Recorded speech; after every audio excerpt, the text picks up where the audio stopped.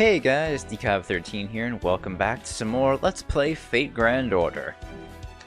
It's finally time to begin the first Lost Belt, so let's just dive right in.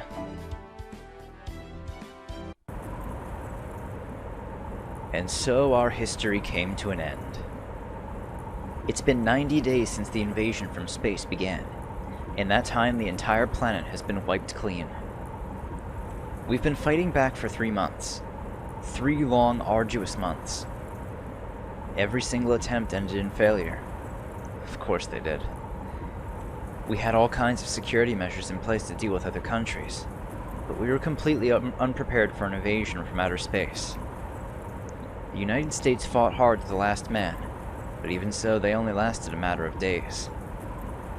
With no other options left to them, all the few remaining humans could do was stand by and stare around, dumbfounded at the endless stretch of nothingness. Everyone resigned themselves to the fact that each passing day could well and truly be their last. But not me. I just couldn't let it end like this. So I turned my back on the campsite and walked away like a petulant child, casting a deaf ear to the people offering up their final prayers. Before me, I saw a vast wasteland of endless white. Any trace of humanity had been erased. We no longer had any hope for survival, let alone of turning the tide. Nothing we tried had even the slightest effect. In this wasteland, I searched through old records like a raccoon pawing through garbage. I managed to find an old motorcycle, with barely enough fuel for a one-way trip, and began riding across the blinding white wasteland. It's just, nothing about this makes sense. There are so many unanswered questions. If I'm going to die, I at least want to know why. I can accept an alien invasion. I can even accept the end of the world. But I can't accept not knowing why they invaded us, or how. The invasion lasted a good 90 days. There must have been some sign leading up to it. Someone must have seen this coming. Or maybe someone knew this was coming and decided to let it happen. How did the invaders first make their way to Earth to begin with? Someone needs to figure at least that much out, or humanity will never be able to rest in peace. So I'll keep exploring until I find a lead. Some sort of clue that could lead me to the answers I seek. This recording might just be me talking to myself, but still, there's every chance that this is the last document remaining on Earth. My name is David Blue Book. I'm an oddball setting off on the last trip of his life, searching for answers in a world where I'll be lucky to see tomorrow.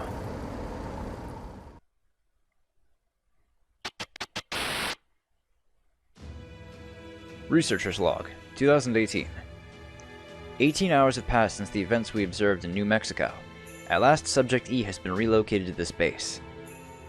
Honestly, I can barely contain my excitement. This is the biggest thing to happen since the Roswell UFO incident in 1947. I have no idea how it ended up making an emergency landing on this planet, and I don't care. What I do know is that our visitor is at death's door and needs our help if it's going to survive. I also know that it is an intelligent life form, and is nothing like us humans.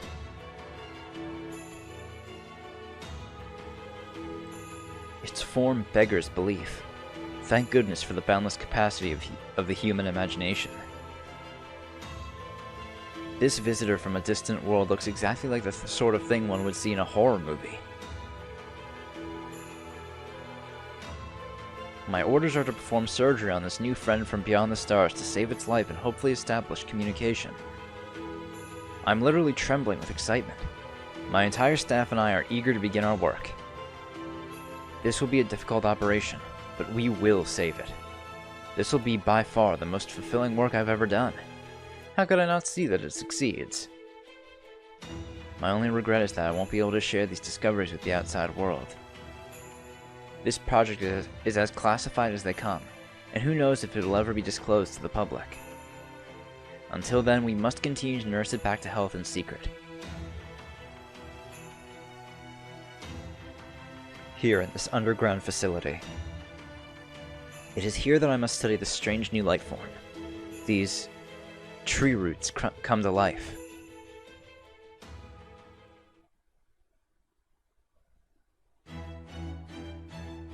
Alright, intro 1.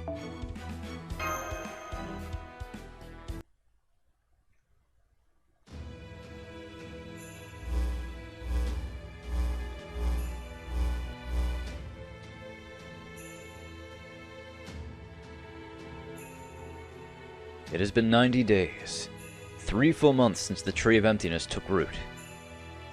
The world has been successfully rewritten with the Lost Belts. The felling theoretical phenomenon is complete. Let us take a moment to celebrate this milestone. None of this would have been possible without each of your devoted efforts. You're giving us way too much credit, Kirstaria. None of us has done anything worth celebrating yet. The foreign god did all the work, invading and rewriting history and the world and all that. All we've done is keep our Lost Belt kings in good spirits. The real work's only just starting, yeah? You don't get it, Beryl. Stabilizing the Lost Belts and growing the tree are one and the same. Lord Kirstaria is telling us to devote ourselves to maintaining our contracts with the Lost Belt's servants. Particularly masters like you, who treat this as some kind of game. Whoa, easy there, Ophelia. Looks really can kill when you're the one giving them. That aside, Lord Kirstaria, huh? Changed a bit since you woke up, haven't you? Don't worry, I won't give you too much shit about that. I get why you wanted to cling to someone under the circumstances. But as long as we're on the subject, let me make something clear here. I've never been more serious in my life. We already died once. Think I don't know better than to treat this like a game? This foreign god person might have resuscitated us this time, but I don't see that happening a second time. So you better believe that I want to get things taken care of while I'm still kicking. After all, you can only enjoy stealing and killing when you're alive. Don't you agree, Daybit? Indeed. You cannot experience the sensation that accompanies methodical killing from the confines of the coffin. Happily, our respective regions are quite primitive, so we are afforded plenty of opportunities for that experience now. You said it! They keep coming at us, practically begging us to kill them. Not a lot of time to screw around, huh? I see. I feel sorry for your Lost Belts.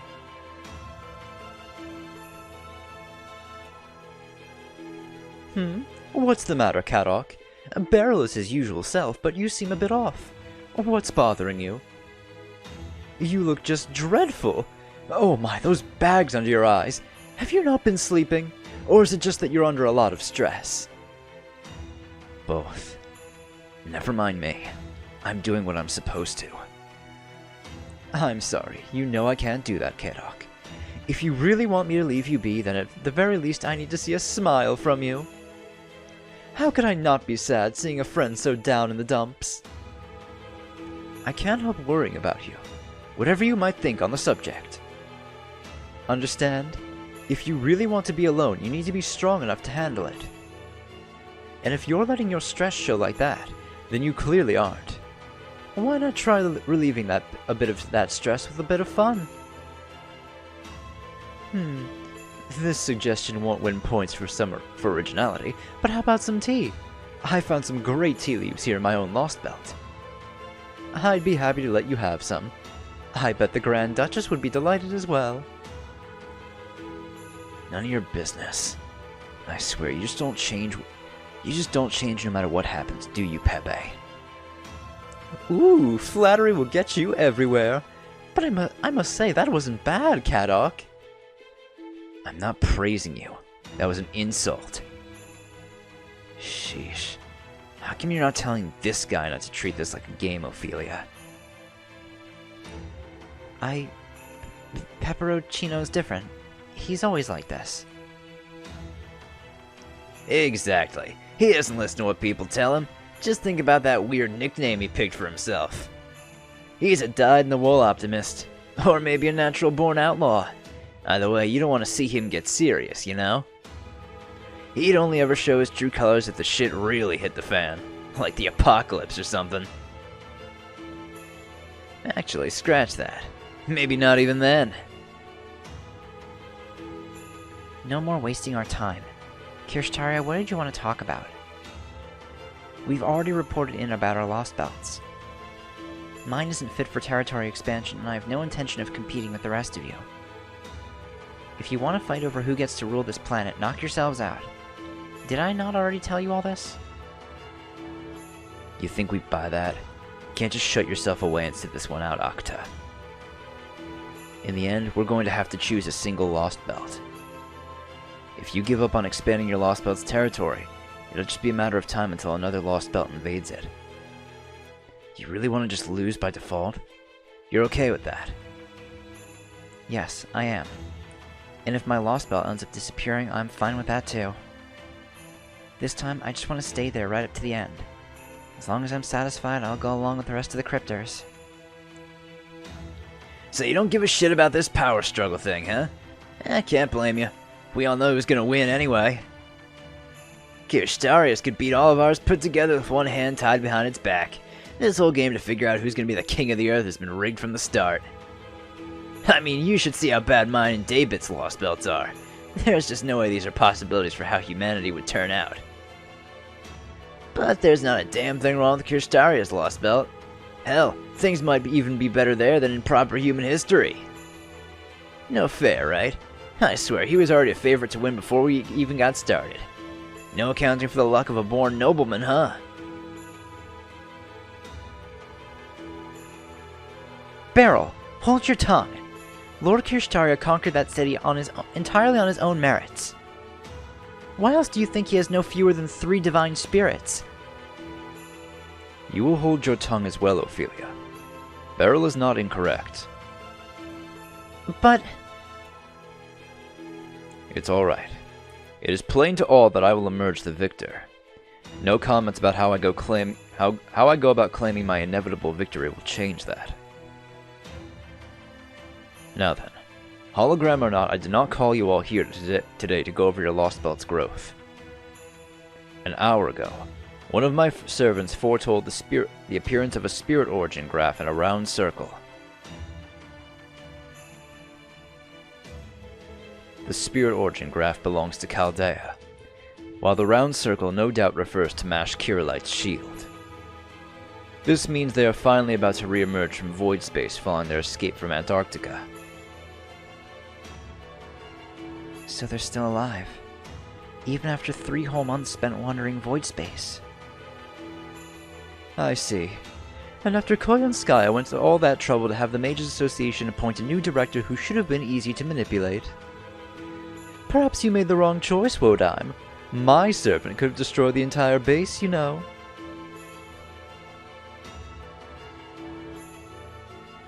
No. Our plan was the best option available. Chaldea's defenses may not have been airtight, but they were formidable nonetheless. In order for us to take control, it was necessary to convince Chaldea to let us in willingly, by disguising ourselves as staff, and then shut down Chaldeus from within. Had we done things differently, the Chaldeans would simply have race-shifted away and stopped us. Koyanskaya's plan was well conceived. With the benefit of hindsight, the only issue is the fact that a certain servant did not act of their own accord. That is hardly Kadok's fault. After all, of the 3 servants who served as the foreign gods' envoys, neither the priest nor Koyanskaya were our own. So, do you know where the Chaldeans are going to show up? Lamentably, my servant's predictions did not reach that far into the future. All I know is that they will emerge in a matter of hours. That's it? So what, we're just supposed to get back to our posts and each keep an eye out for... They'll emerge in Russia, inside the Lost Belt. How do you know that? Simple logic. How else? The only thing they know about Earth as it is now is the identities of the servants who attacked Chaldea. That's their only possible connection for emerging from void space. For them, the Oprichniki are both a threat and a means to determine their destination.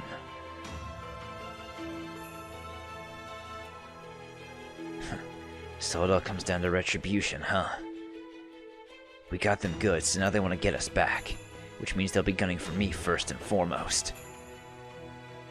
Perhaps. Anyway, if they are the kind of people to seek revenge, that will make them easier to deal with. Out for vengeance, huh? Man, that's rough. I doubt you'll be able to talk your way out of that one. I know. How about I help you out, Kadok? You don't really go in for all that rough and tumble stuff, do you? If you want, I can play teacher for you. Show you how it's done. Hard pass. Stick to your own lost belt. I get enough faux big brother shit from Pepe. Oh, come on. I really am concerned for you, you know? Besides, Pepperoncino's more like our old man than our big bro. But fine. If you're set on doing this yourself, I can respect that. Good luck handling this yourself, Kadok. Go show the Grand Duchess what you're made of. Just don't push yourself too hard, alright? Things start looking dicey, don't be afraid to bail. We're just competing. We're not enemies. But we got no use for a crypter who's lost their lost belt. If you just want to live out your life in peace, nobody's gonna stop you. Right, Wodime?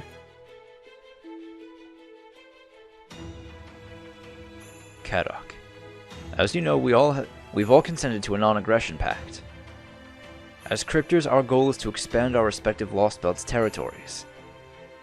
Eventually, our Lost Belts' borders will clash, and one will inevitably be consumed. Thus will the Lost Belt with the strongest foundation of humanity feed upon the weaker ones. But it is in that clash, and only in that clash, that a cryptor may interfere with another cryptor's Lost Belt. If Chaldea does appear in Russia, then it falls to the King of Russia's Lost Belt to deal with them.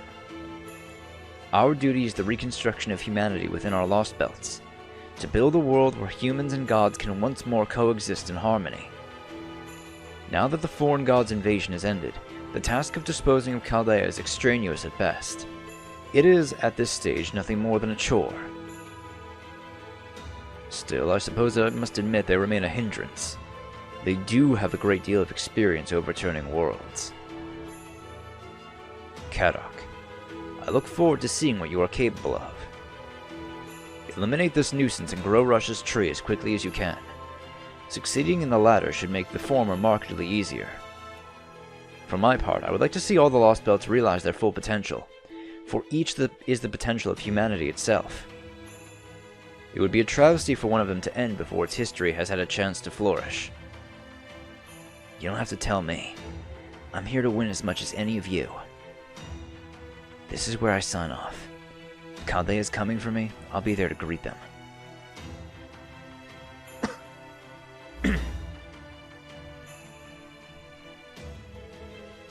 I'm going to head back to the throne as well. My king's thirst for exploration and conquest is insatiable. There's no telling what sort of trouble he might get into if I leave him alone for too long.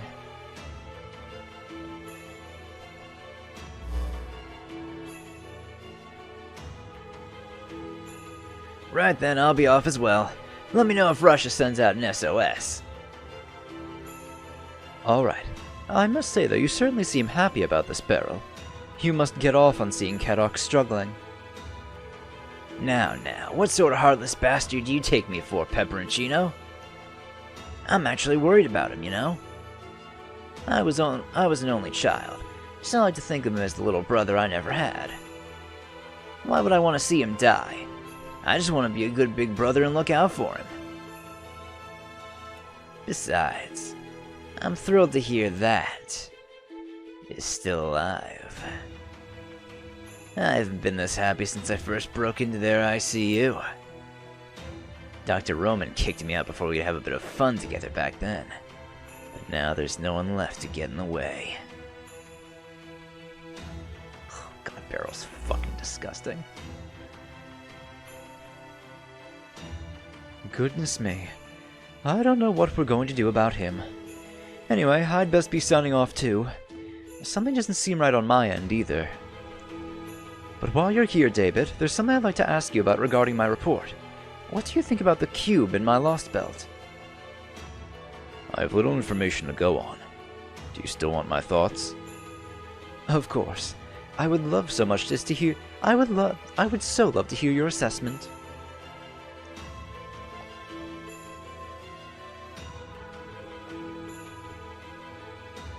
I think that thing is your Achilles heel. The weakest of weak points for you and your Lost Belt. If Wodheim or I had your Lost Belt, it'd be the first thing we got rid of. But in your particular case, Pepperoncino, I would leave it alone. That's just who you are. I see. Then maybe I'll wait and see how it goes. Though personally, I'd love to cut it out now.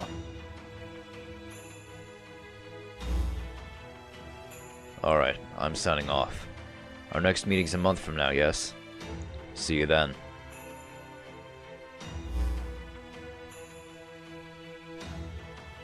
Each of the other cryptors has returned to their posts. Are you sure this is for the best, Lord Kirshtaria? Truthfully, I doubt Kadok is up to the task of maintaining Russia's Lost Belt. The Russian King's spirit origin strength is on par with the Divine Spirit Servant. You may be able to control him, Lord Kirshtaria, but there's no way Kadok can. And if the remnants of Chaldea show up there and start making trouble, there's no telling what might happen to Russia's Lost Belt. Are you worried Kadok's Lost Belt may be destroyed before it can become food for the others, Ophelia? No, it's not that. It's just the way he was behaving left me with a bad feeling. And there are times when he prioritizes the Grand Duchess's wishes over our objective. So his rather ordinary nature has backfired. Very well, you do have a point. Canis, it's time to make use of your sea-crossing authority. You will head for Russia and observe Kadok's actions. If he has indeed turned his back on our mission, you will see to his punishment. You kidding me, Master? You're really sending me, the great Canis, out to do your housekeeping? And all 'cause this woman won't leave you alone. What sort of heroic spirit do you take me for? A trustworthy one, naturally. You may be coarse, but that is only your pride. And since I have bested you in combat fair and square, I know you will not renege on your promise to me. Nor will you renounce your previous statements depending on the situation, unlike the gods. Unless I am mistaken, and you are, in fact, just as fickle as they are. Always got something to say, don't you, human? What a pompous, weak-kneed, pretentious scumbag. Fine, I'll be your little lapdog. But you think I'm gonna forget about this humiliation? You got another thing coming. My luck. No, the gods' luck must have run out the day I lost to you. You want me to babysit the situation with humans struggling to fight back? Fine, I will. I can't believe you're using Canis, the Divine Spirit, as nothing more than an envoy. Are you sure about sending Canis away like this, Lord Kirshtaria? Isn't he, she, your bodyguard? It is of no consequence. This is why I made a contract with Canis in the first place. I trust him to be my eyes. From here on, I will be having him monitor the continent. I'll also have him stop by your Lost Belt as well. I advise you to take caution when he does. As you know, he is not overly fond of women like yourself. If you offend him, he may just end up erasing your Lost Belt, king and all. I'm not so sure about that. My Lost Belt's king is certainly a deal more subdued than Russia's, yes. However, her power is easily a match for a Divine Spirit's. On top of that, I have the strongest knight ever to live in my charge. I can't imagine either of them having anything to fear, even from the Divine Spirit Canis. I see. Then I suppose I need say nothing more. The fate of your Lost Belt will have an impact on mine as well. If possible, I would prefer that our respective Lost Belts be the last two remaining in our competition. Our victory may be inevitable, but some manners of winning are better than others, and my victory must want for nothing. I expect great things from you, Ophelia. I need as many capable compatriots as possible. Yes. Yes, Lord Kirshtaria. I promise I won't let you down.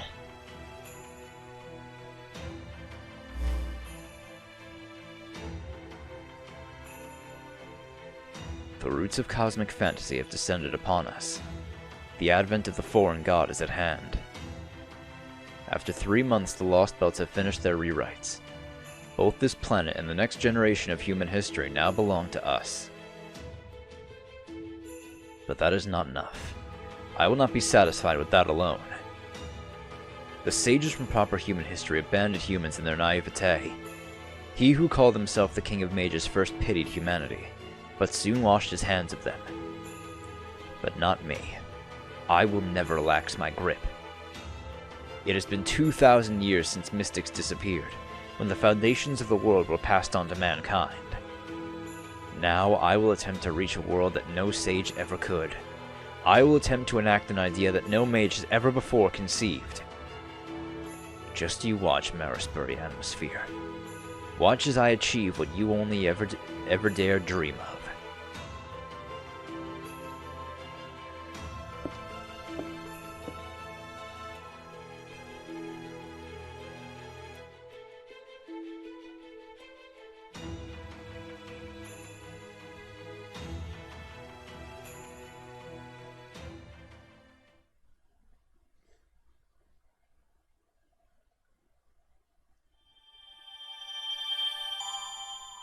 Got a little look at what the cryptors are up to. Alright, yeah, let's start up section 1. Empire of Beasts. Oh, actually, I think from this we get a new mystic code. One that I really like. I'm probably going to be using that one a lot.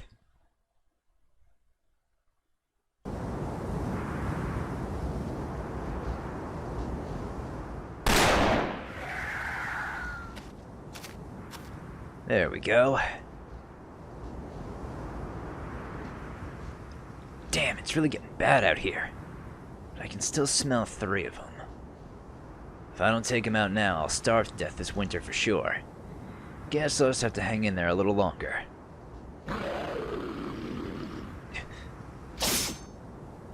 Damn, it's a crit shot! Damn it, you little! Die! Die! Go to hell!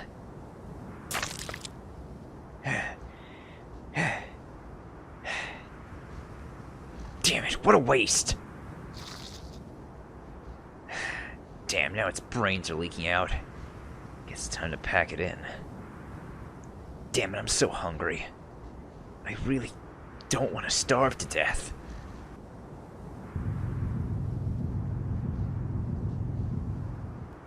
Whoa!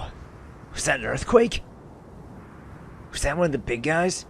If it was, I guess I don't have to worry about starving to death. God damn it, it's so cold! It's never this cold! You know, I can't tell if the Oprichniki are listening or not, as usual. Looks like it's gonna be an especially harsh winter. On a different note, what the hell's up with that tree? It almost looks like a giant tower.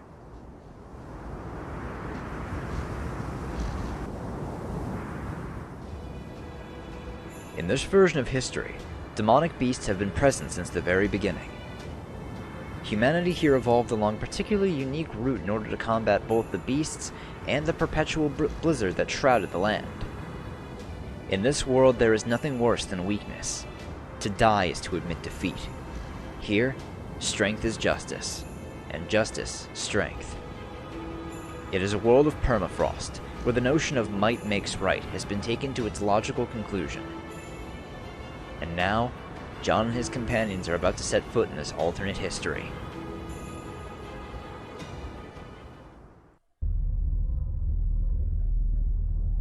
Oh, hey, Foe. Foe? Foe! Morning, Foe. Foe, foe, foe!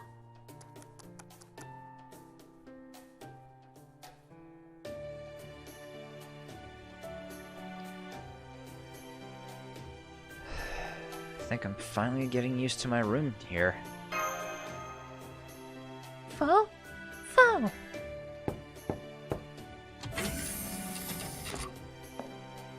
Good morning, Senpai. Are you awake? Of course I am. Oh, good. Then I hope you don't mind if I come in. I brought you some breakfast. Of course, we still only have rations. And only enough for another 6 days, too.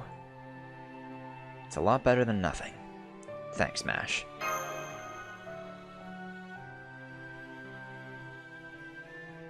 We're still continuing our... Oh my god. Ugh. Why does this always happen every time I go to record?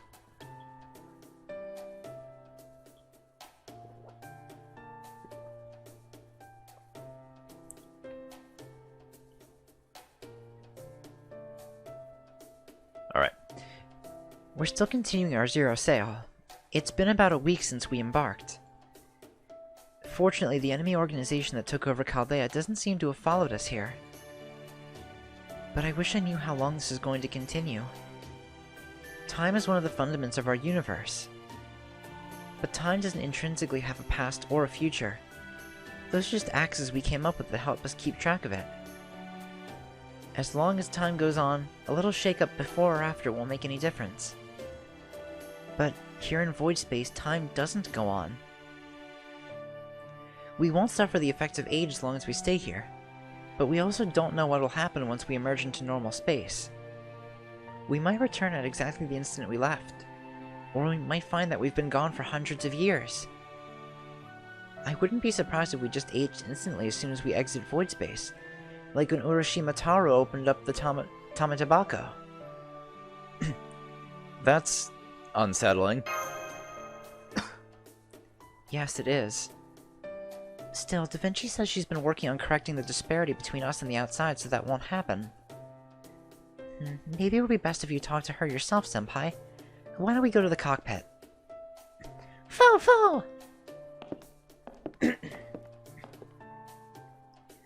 I must say, I was relieved to find out the Shadow Border's interior is more spacious than it looks from the outside. Da Vinci says she managed to give it twice as much room by warping its internal space.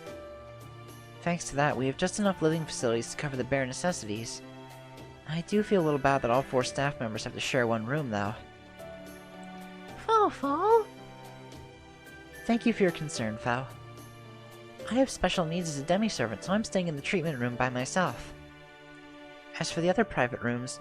Oh yes, Director Gordoff is staying in the captain's quarters. Da Vinci has her capsule in the computer room, and Holmes seems to be sleeping in the workshop. Fo! We also have air conditioning, a storage room, and an armory, although the new directors prohibited us from going in there. And since we have 2 large cruisers worth of space, Da Vinci and Holmes were even able to make the cockpit/bridge several meters wide. Alright, let's head to the cockpit now. Enough of this nonsense, you flimsy excuse for a detective! Why do you insist on keeping us here? We must be in a safe zone by now!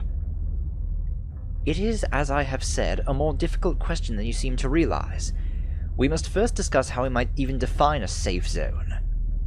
For example, we can say that we are safe here in void space thanks to the lack of enemies in our vicinity.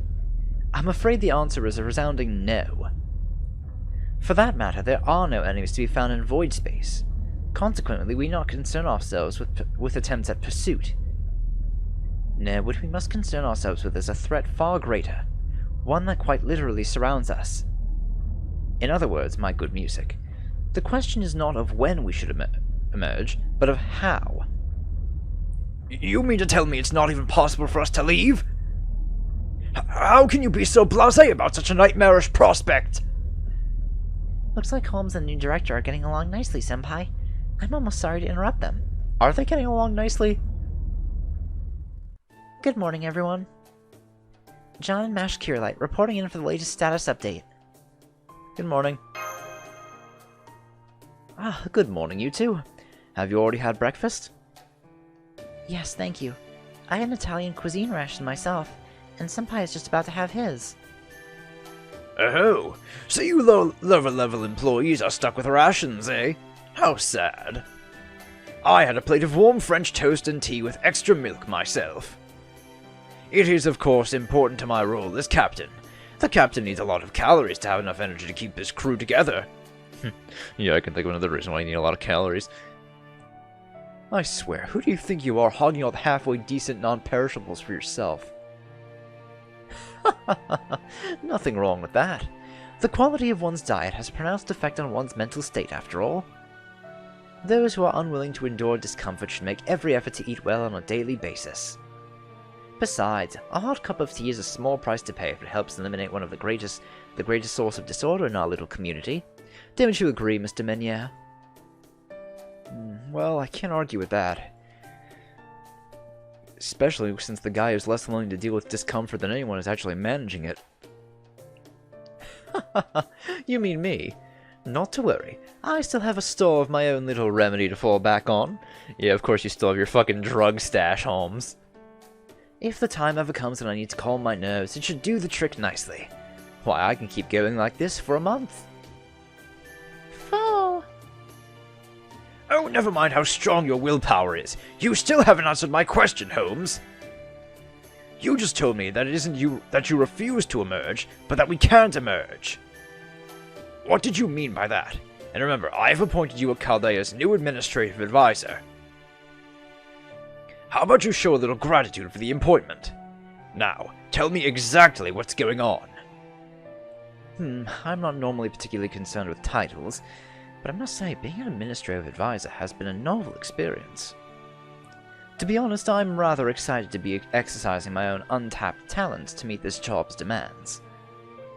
How did that end up happening? Does Director Gordov have a death wish or something? Well, he's already got Da Vinci serving as his technical advisor, right? He probably just appointed Holmes to administrative stuff because he doesn't have any other managers to help him right now. I can hear you, you know! Now come on, Holmes, out with it! Are we going to survive or aren't we? I'm afraid survive is too broad a term for me to provide a satisfactory answer, but I can at least outline the possible results of our emergence. Strictly speaking, it's not that we cannot emerge, but rather we have nowhere to emerge to. At the present moment we are voyaging across the void space, a world existing on the negative vector, to put it another way. So in order to return to reality, we need a connection to it. An anchor, if you will. Fortunately, anything should be able to serve as an anchor as long as it exists in reality. So as long as someone here has such a connection, we should be able to escape from this void space. However, we are unable to do so at this time, which means the world itself has been utterly wiped clean. That's ridiculous. What do you mean wiped clean? That there's nothing left anywhere? I am certainly willing to admit that it was terrifying seeing those, meteoroids, I suppose they were, falling to Earth while we were in Antarctica. Given their size, the impact must have been absolutely devastating. No doubt the destruction was many times worse than the Tunguska event. Terrible as that may be, there's simply no way that could have been a cataclysm capable of wiping every nation off the face of the Earth. And of course, let us not forget the clock tower. London's clock tower has been around for a millennia. It is the greatest bastion of magecraft in existence, guarded by hundreds of defense mechanisms. There is no possible way it could be destroyed. Did he just not believe what happened with the Mist City? Fo! With all due respect, Gordov, I'm afraid the Mages Association in London has been destroyed as well. Every single nation. All destroyed. The exception of those of us here, the entirety of humanity has been wiped from existence. Or at least, so Kirshtaria Wodan believes. Otherwise, he would never have made that proclamation. That's impossible! The world couldn't possibly be destroyed so easily. It couldn't possibly... Right? You all agree, don't you? Why are you looking so glum? Stop that! John! John! You may be a cheeky little bastard, but I can tell you have sensibilities much more in line with my own. Come on then, you tell them! Tell them Holmes is making all this up, or wrong, or something! Gordov, you need to face the facts. Huh? Don't tell me you're serious about this too! Aren't you like me? Fo! It can't be. Then there really is nothing at all left on Earth. Not even my beloved Hawaii? Or the Monaco Grand Prix? Or the racetrack I always dreamed of visiting one day? The Suzuka Circuit? This is terrible. But then again, this could be our chance to create a brand new organization for Magecraft from scratch. What do you all think? When life gives you lemons, right? And how will we do that when all the rest of humanity's been wiped out? But hey, if you want to make an association of one, go nuts, old man. I am not old. I may have a year or two on you, but I'm still a dashing specimen in the prime of my youth. All that said, we do have one possible exit point. There is something on Earth to which we both have a connection, and that has a solid chance of existing. The Oprichniki. The black-garbed army that attacked Chaldea. We know of them, and they know of us. And that makes an almost complete connection between our two groups. If we were to emerge now, we would most likely do so wherever they currently are. You mean? We'd end up at their headquarters. I see. Right into the heart of enemy territory, eh? That would be extremely dangerous. Yes, it would. But we can't stay here in void space forever. The Shadow Border's reserves are running low. We're almost out of food, water, and power. Indeed. We will need to emerge soon no matter what. But I would like to do so in the best possible time. Fortunately, we have the Paper Moon, a compass capable of measuring standard space and void space simultaneously. We've been using it all this time to look for a comparatively safe location wherever we emerge, which is to say an area devoid of hostiles. Isn't that right, Da Vinci? I take it you're about done by now. Good morning, everyone. It's me, Da Vinci. No need to fill me in. I've been listening along this whole time. In fact, whenever I'm acting as the computer room's bio unit, I can see everything that happens inside the Shadow Border. So don't go thinking you can keep any secrets from me, Gordoff. That goes for you too, Holmes. Now then, I've already got my eye on an area crawling with Oprichniki. I've also gone ahead and plotted a course to emerge there. As luck would have it, we're nearing a current that should do the trick nicely. If we head that way now, we could hitch a ride and be carried along that course in about 5 minutes. If we miss this wave, we'll have to wait another 10 days for the next one.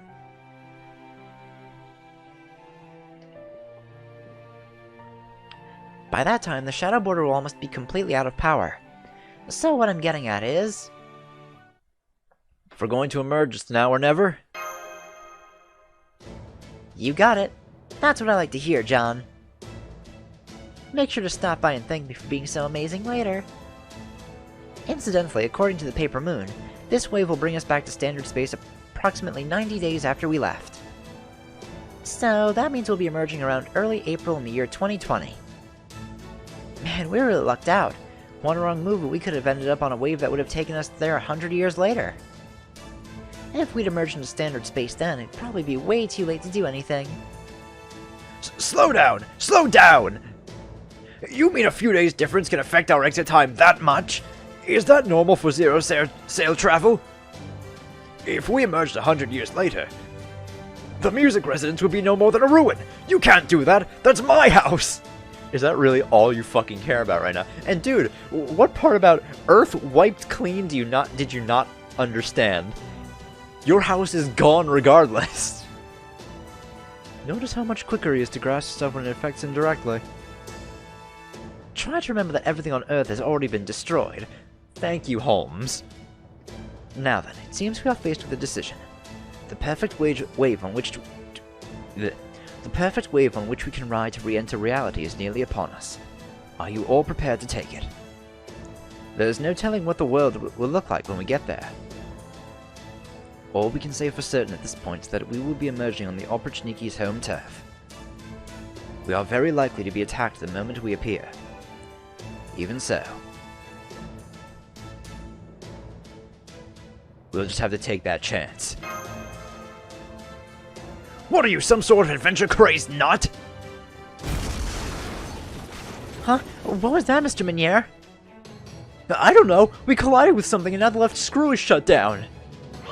Oh, fuck. Well, we're emerging. We found the void space's border wall. The collisions damaged our armor.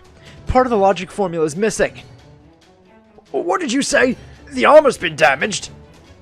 Why did you impoverished fools use cheap materials? If I still had my fortune, money would have been no object. He must have spent all his money acquiring Chaldea.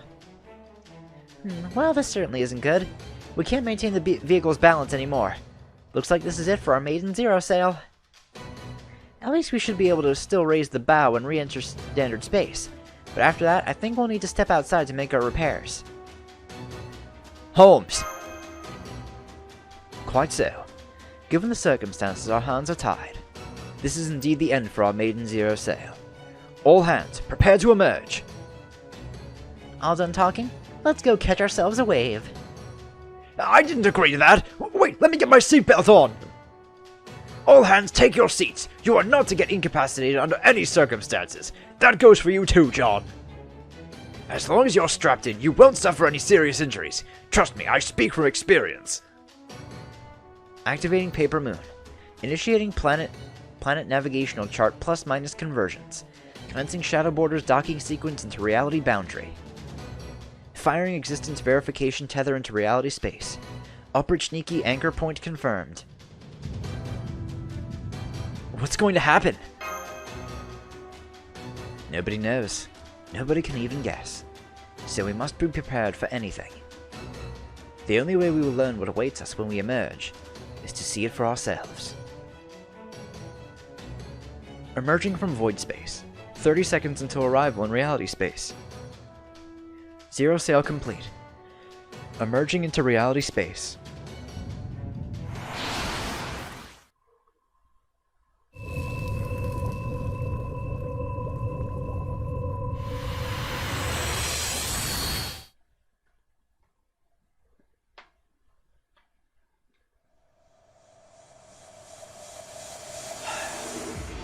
Permafrost Empire Anastasia, the Grand Duchess of the Beast Nation. Depth's only D rank. Of course, Cadox isn't that well developed. Alright, well, we're at the map. And it's all white except for our anchor point. Nice. Alright, again, no battle. Oh, let me get a drink of water because my. Ooh, my voice.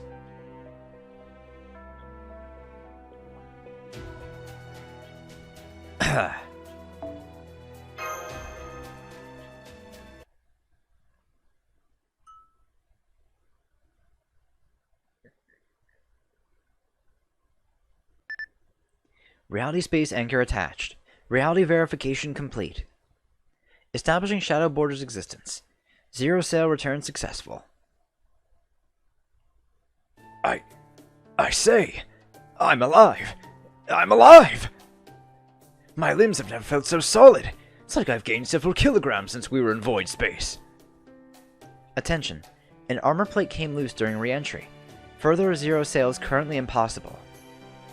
Please replenish materials and food supplies and perform regular repairs and tune-ups on the Shadow Border to ensure future safe travels. I see. It's a wonder the Shadow Border held up this well, given the less than ideal circumstances in which we... We did it! We're back on Earth! We can go outside! Fresh air at last! I know! I wonder what it's like outside now. We're not bobbing around, so we're probably on land. Quit shoving! I know how you feel, but I can't unlock the door until you settle down. Let's see. First release this bolt. Well now, I suppose I ought to have expected this. Who wouldn't be curious about the state of the world now, given the circumstances? It is, after all, our home. We have fought so hard to protect it. The miracle of our return from such a perilous voyage no doubt pales in comparison. Indeed, I would expect nothing less from Chaldea's staff. Though I must say, it's a tad too dazzling for me to view directly. Everyone's rushing towards the cockpit's emergency exit. Are you sure you don't want to join them, Senpai? You better believe I'm gonna go check it out right away. Not you too, John. Damn it, what about me? Is it okay if I leave the monitor for a little, Holmes? I want to see what it's like out there with my own two eyes. I'm sorry, Mr. Minier, but someone has to stay here and keep an eye on the monitor. After all, I too have been waiting with bated breath to see what lies on the other side of that door. Oh, is that so? Fine, what do I care? Just a sad, lonely geek anyway. Minier always gets the chef, so why should things be changed now? Oh, poor Minier. The emergency exit is opening. Senpai, we're finally going to have some natural light. Light? Well, this sucks. It's freezing! How very cold it is! My coat is frosting over! Quick, close the door! Yes, sir! Well, this blows. I thought I was done for. That snowfield we saw for a brief moment. Man, that was a close one. Good thing I cranked up the heat. Is everyone okay? You should know better than just open the door the moment we stop at some strange part of the world. I trust you all learned your lesson, yes? No more going outside after a zero sale until we finish checking the conditions around the anchor point. Failing to follow that protocol could be hazardous to your health. Now, are you all ready to hear my report? Yes, I'm terribly sorry for acting carelessly. So what's going on with that blizzard? It's a perfectly ordinary blizzard, just like the ones we're all well acquainted with by this point. There's no atmospheric pollution and no hostiles in the area. Presently, the shadow border is smack dab in the middle of the blizzard. The odd bit is that it's 100 degrees below zero out there. So if you plan to go outside and want to live more than a couple minutes, you'll need some serious cold protection. And if that wasn't enough, take a look at this footage. Great footage. What is that? Is that an aurora in a storm? Looks like a massive supercell. How am I supposed to figure out the scale here with no frame of reference? Does look like it's rather big, but... Oh, it's big alright. Ready to have your minds blown? This storm is literally endless. It covers every inch of Russia, like a wall around the entire world. And the aurora blocks all kinds of electromagnetic waves, so it's completely impossible to break through. I can tell some of you want to write it off as just a storm, but you really shouldn't. This storm can tear steel apart, level entire cities, and destroy the world as we know it. No wonder people thought of it as a god during the Age of Gods.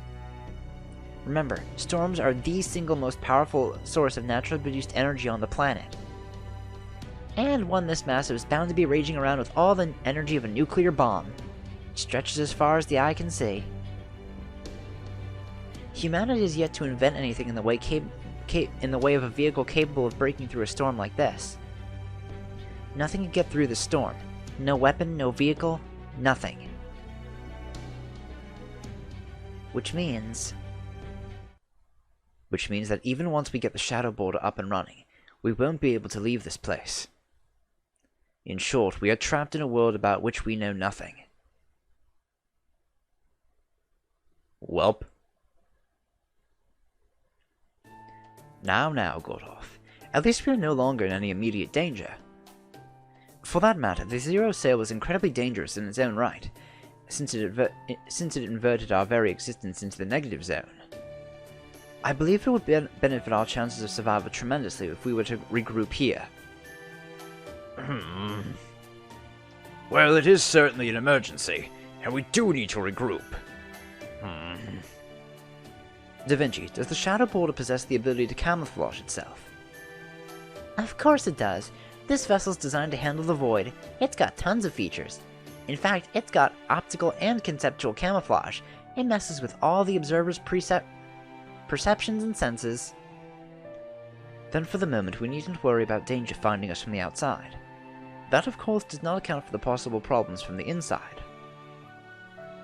Why do we only have one blanket per person? And why are you being so stingy with the heat? Don't you realize it's getting colder in here by the minute? Do you want us to freeze to death? What other choice do we have, Gordolf? We've gotta save all the power we can right now. Deal with it.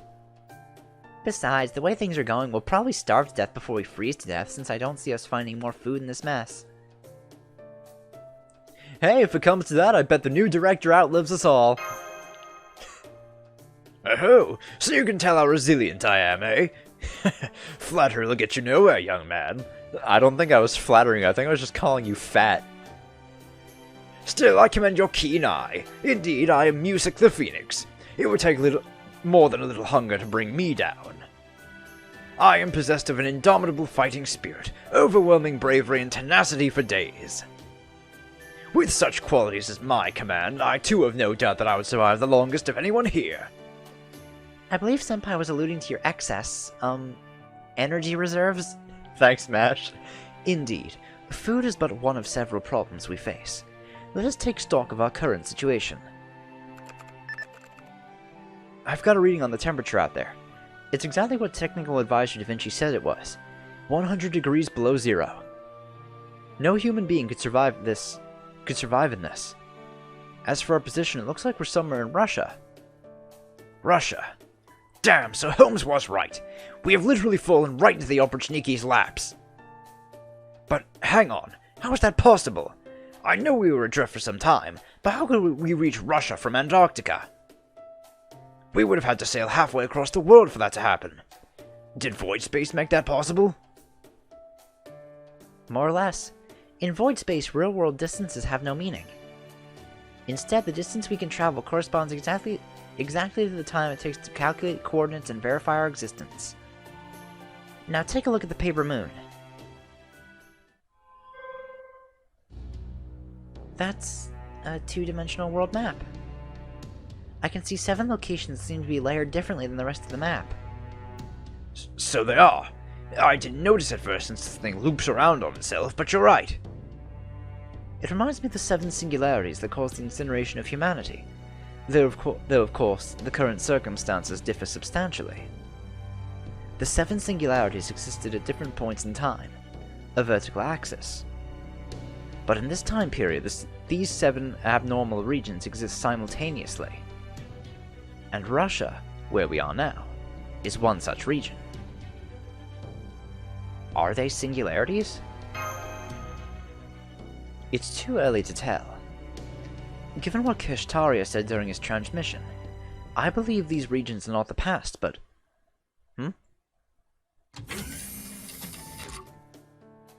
So cold, but I finished looking over the shadow border. Nice work. You must have been freezing even in just the few short minutes you were out there. So, how's my baby holding up?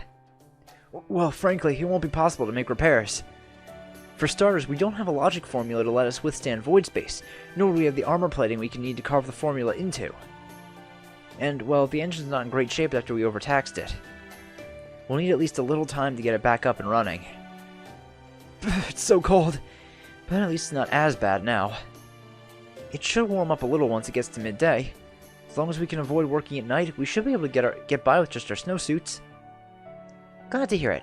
Make sure you grab a hot shower before you catch cold or anything. This is the one time you'll get to rest up as much as you want. In fact, maybe you prefer a hot bath? No, thank you. A hot towel will do. We really do have to conserve electricity now, after all. Good. Let us take matters one problem at a time. At the moment, our most pressing concern is the Singularity-esque location. I trust our new director has no issue with us investigating this land and correcting the problem. New director? No, not at all. As a devoted magecraft practitioner myself, I cannot turn a blind eye to this matter. If there is a singularity to be corrected, we must do so simply as a matter of course. Furthermore, the Shadow Border's armor is damaged, and we are unable to move from our current location. In which case, one of us must venture out and find someone with whom we can barter or negotiate, and arrange for a suitable replacement for our missing armor plate. And fix the singularity while they are at it. I'll go. Yes, yes. You are the only one here with nothing better to do. You may not currently have any servants capable of aiding you in battle, but you are still a master. Furthermore, you are far and away the most experienced fighter out of everyone here. At this point, you are the only one we can send to investigate this area. It will be extremely dangerous. As the administrative advisor, I'm ashamed I must ask this of you. Then, will you be escorting Senpai as his bodyguard, Holmes? Naturally. I'll do so to the best of my ability. Fieldwork is, of course, one of my many specialties. Now, regarding your Mystic Code. Wait, that won't do it all! Director Gordov? Holmes, you're one of our precious few fighters. As the only servant capable of handling this situation, I forbid you from leaving this vehicle. This armored car is the last bastion of humanity itself. There must be a combat-ready servant here to defend it. So you are to stay here and do exactly that, Holmes. Understand? This is a direct order from your commander. Oh, there's just a servant you need. There's another one right here, you know. Yeah, but you're not capable of combat, Da Vinci. Or have you already forgotten about me and my genius? You're not a real servant. You're just an imitation who's lost any combat ability you may have once had. Holmes is the only real fighter we have, and we can't afford to send him out into a dangerous area we still know nothing about. John, during our investigation, you adamantly refused to cooperate with us, correct? Each and every time we asked you if a certain report was all made up and insisted that you lot never actually saved the world. All you said was, Chaldea fulfilled its mission admirably. Not bad for a youngster like yourself. Indeed, I commend your attitude. As such, I see no problem whatsoever with my plan. You're a proven warrior, as you demonstrated by repairing the past singularities. What sort of director would I be if I didn't trust a proven master? A poor excuse for one, that's what, and so I am placing my implicit trust in you. So listen up. You are to go on this expedition alone. The rest of us will relay instructions to you from this operations room. What? You can make Senpai handle this alone? Does that mean you are withdrawing the testimony you provided to the inquiry board? Were your claims that Chaldea had not been sitting around merely twiddling its thumbs for the last year no more than lies? I'll go. Of course I'll go.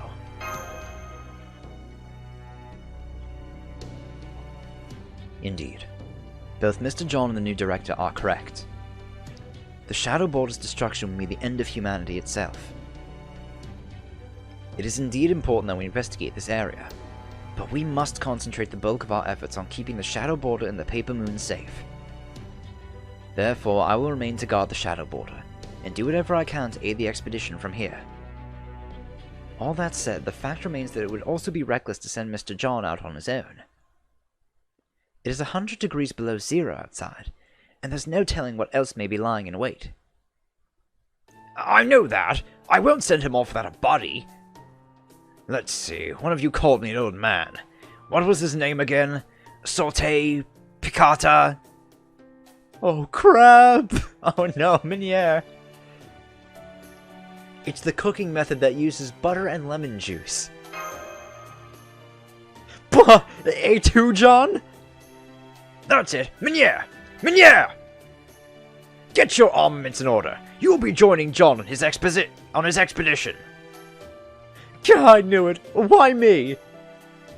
You're an operator. Your job is to man the controls and keep an eye on the monitors. Now that the border is parked, this is simply the best way for you to make yourself useful. Besides, if worst comes to worst, I know someone who can fill in as the driver. I mean, you're not wrong, but...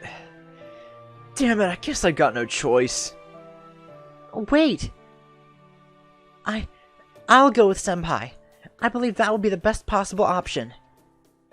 For one thing, I have even fewer ways to be useful here than Mr. Miniere does. And I can also fight for brief periods, just like I did at Chaldea. I don't know. I'm afraid that is a course of action I cannot support. What about you, Da Vinci? I hate to say it, but I do think John will need a companion.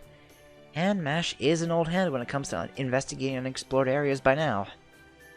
As long as she agrees not to engage in combat as a servant unless absolutely necessary, and to focus solely on providing support. She's the best partner John could ask for. It's not my place to try to stop her. Hey, Mash. Yes, Senpai? Let's go explore this place together. Of course, Master. I'd be happy to accompany you on this expedition. Good, good. Fortunately, I expected that something like this might happen one day, so I suppose this is as good a time as any to show you the mystic code I made for exploring polar regions. Here you go, John. And Mash, here's a snowsuit I made just for you. Excellent. Then be off with you. And whatever you do, do not throw your lives away, understand? If you must die, make sure that you find a valuable lead before you do so. Thanks, Gordov. Seriously? You really need to work on your goodbyes. What was wrong with that? What was wrong with that? I thought it was quite the encouraging speech. Wow, you are serious. You're a noble through and through, aren't you? I'm amazed you managed to survive this long without dying in solitude. Did you just luck out and get a really good mate or something? I'll have you know I've never experienced solitude once in all my life. My tutor, Tool the Fourth, was so strict she would barely leave me alone. What an impudent little familiar. If only you acted as cute as you look. Fucking Gordov. Alright. And of course, we have formation restricted here. We can only bring Mash, and she's powered down for this fight, meaning her level is halved. So, if up to this point you haven't leveled Mash, you're kind of fucked. Let me find a good CE for her. I'm thinking maybe my bet... Something that gives her C-stars wouldn't be bad. As well as attack, too.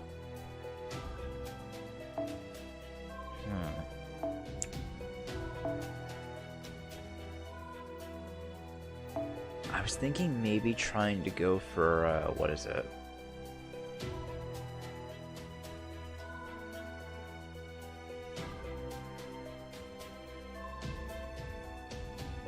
I know I have a copy of Before Awakening somewhere. Or maybe Volume and Hydrangea. Or Volume and Hydrangea. That was another one I was thinking about. Maybe his rightful place wouldn't be that bad for her, because it gives her attack and extra HP as well. Yeah, let's go with that. And I think I'll stick with my normal equip, just because I have an evade, a heal, and an attack boof. Boof? Buff. Jesus Christ. Oh, I need to stop recording after this.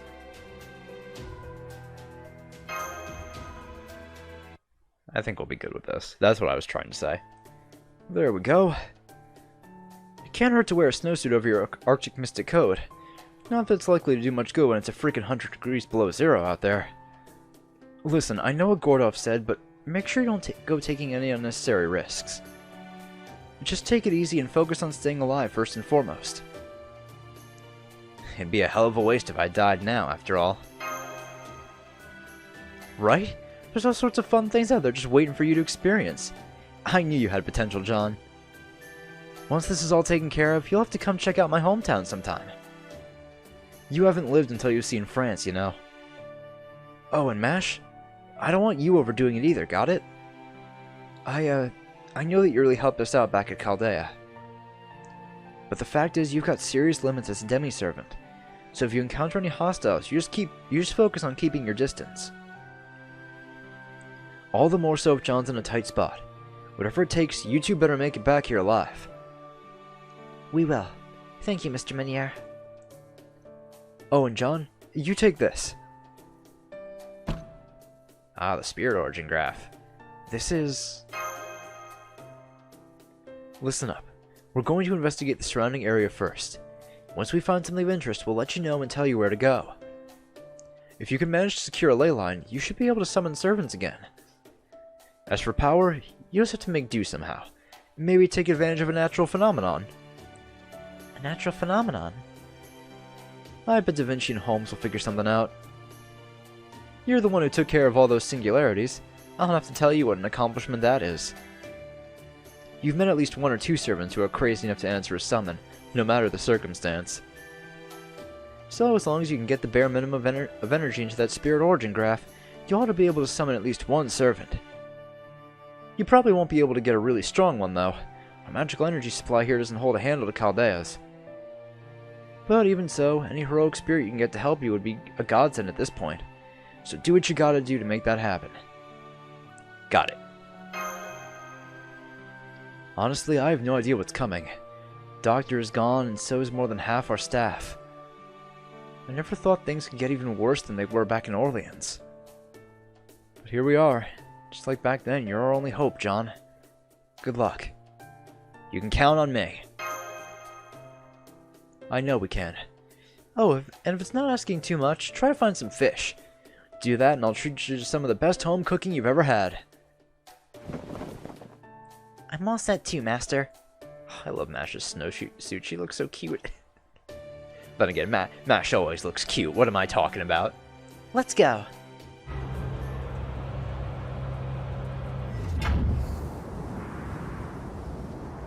Man, what a blizzard.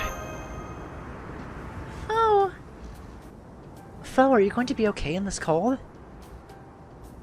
He's burrowed into my coat. Fo! Testing. Hello? Can you guys hear me? You can? Great. Looks like we've got comms working. Not sure what kind of range we'll get in this storm, though.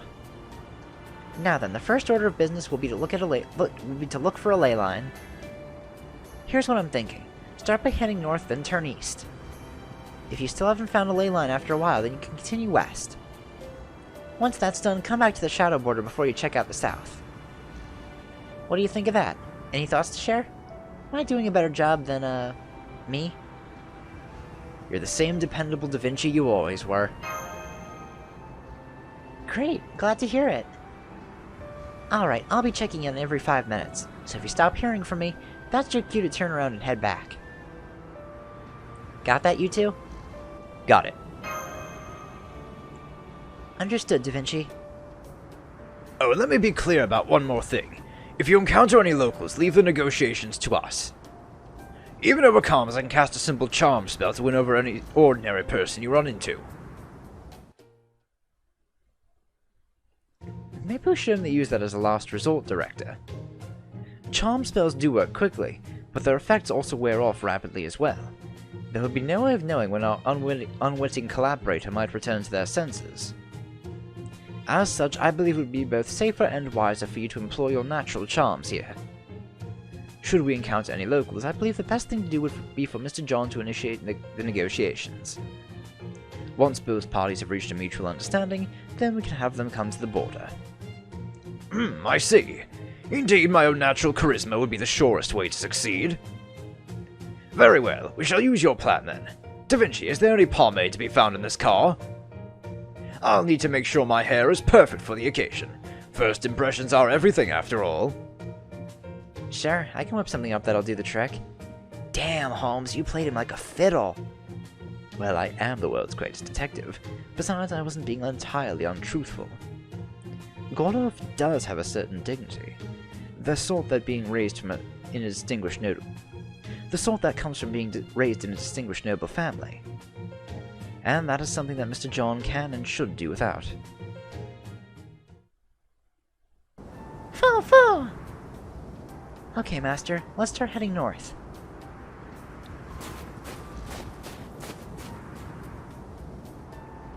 This blizzard really does go as far as the eye can see. Seems the temperature has dropped even lower since we left. Yeah, it's really cold. Only cold, eh? You have my amazing mystic code to thank for that. The temperatures you're experiencing right now can freeze hot water or turn a banana hard enough to use as a hammer. Okay, that's enough heading north. Now try going east. Understood. Okay, Master, let's head east.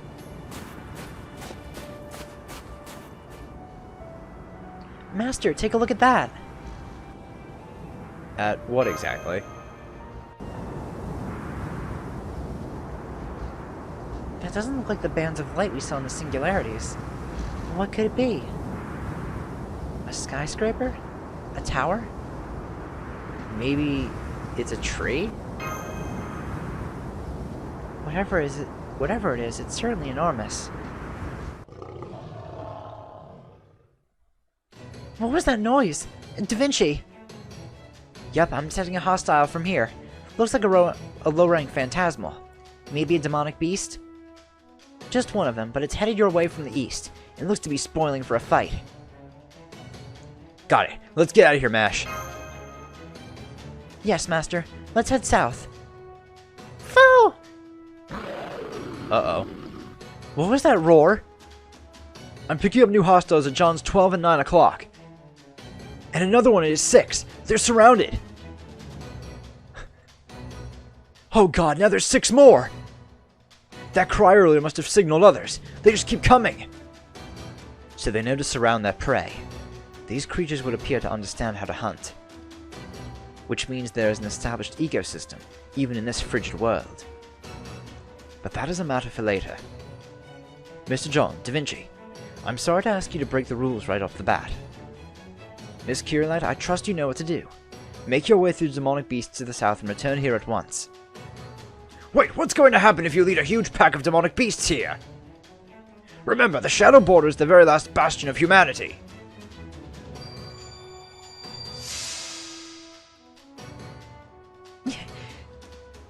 At any rate, I'll find the weakest link in their formation and try to break through. Master, your orders, please. Alright. Just don't push yourself too hard. Yes, Master.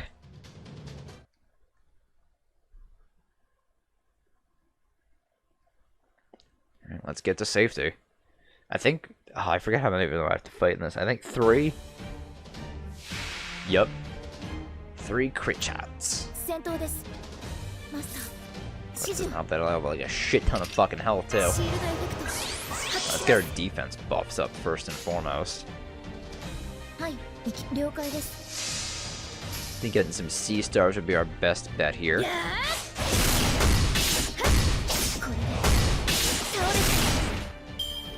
God, this is gonna take a while.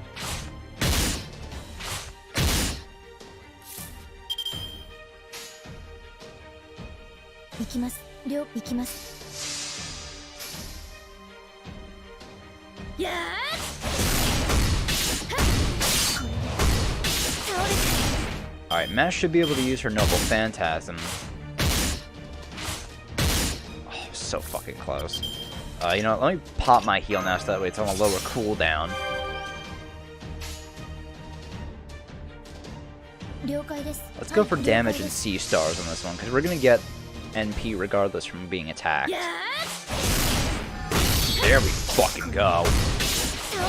904, of course. Alright, so we're gonna at least put reload chill. Oh, not poison! Of course these... Oh, okay, we just had to survive for 3 turns. And we almost killed one of them.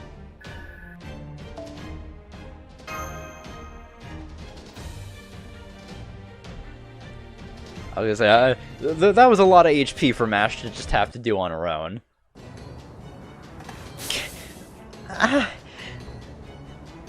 Come on, Mash, follow me! Yes, Master. We need to make our escape. While we can.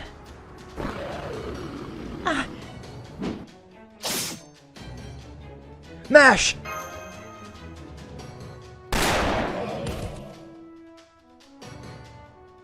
A gun?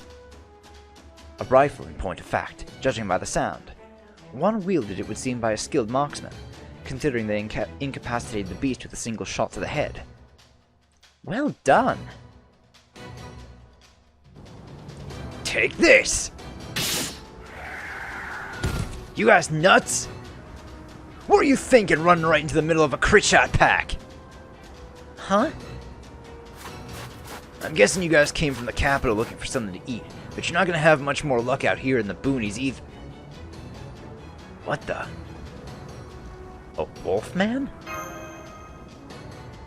What the hell are you guys? Why is your skin so smooth? Wait, please wait. We just want to talk. Wait a second. Are you guys mages? Huh? Damn it. Come on, follow me. Crit chat are cowards, but if you stick around too long, they'll call more friends and overwhelm you. He just hefted that huge demonic beast like it was nothing. Come on, move it. Let's go along with the Mash. Right. I'll bring up the rear, Master. Damn it, the crit chat are restless today. What'd you guys do to get them so worked up? I don't know. Come on, keep moving. Otherwise, the Critchat will have you for dinner. Unless the noise attracts a Diavoltron first. I'm sorry, what's a Diavoltron? Giant serpent with multiple heads that can wipe out an entire village easy as you like. Don't you guys know anything? Oh yay, one of my favorite giant... Man, yeah, I'm coming to the realization now, I hate fucking giant enemies. They suck. Especially the multi-headed serpents, oh god. Okay, we're here. Uh-oh. Damn it, the Opportunity are on patrol. They collect my kill as taxes. Listen up, don't let any other Yaga see you. They're always looking for more sacrifices to the Opportunity. Opportunity? We gotta find somewhere to hide. Huh? What's with you guys? I see how it is. The Opportunity are after you guys. Come with me. Any enemy of the Opportunity is a friend of mine. I think I can help you out, if you have something to offer in return. Master? Let's go with him. Alright, we'll accompany you. Good. Come on, you Koldun. Hey, if it isn't Pachi! Try to stay out of sight. Huh. You smell that weird scent too?